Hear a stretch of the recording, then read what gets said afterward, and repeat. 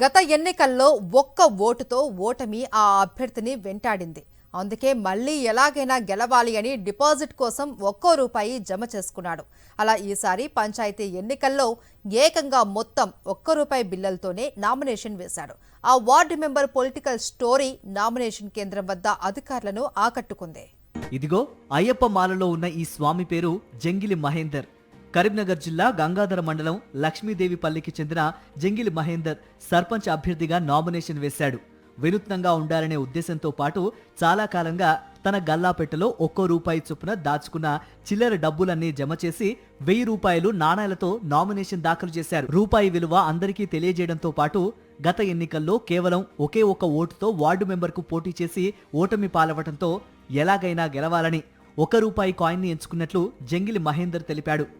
Nomination వేసేటప్పుడు రూపాయి బిల్లలు ₹1000 జమ చేసి ₹1000 ఫీజు కట్టడం జరిగింది. ఈ ఆలోచన ఎందుకు వచ్చిందంటే, నేను గతంలో లక్ష్మీదేవిపల్లె 7వ వార్డు మెంబర్గా పోటీ చేయడం జరిగింది. అందులో నేను ఒకటే ఓటుతోని ఓడిపోవడం జరిగింది. ఒక ఓటుకు విలువిద్దాం, ₹1కి విలువిద్దాం అనే నినాదంతో మనం అలా చేయడం జరిగింది. స్థానిక సమరమేమో గానీ ఊళ్ళలో ఒక్కొక్కరిది ఒక్కో ఆసక్తికర కహాని వెలుగులోకొస్తోంది. దీంతో నామినేషన్ల ప్రక్రియ అసలు సమయం ఏర్పడకుండానే సాగిపోతోందంటున్నారు అధికారులు.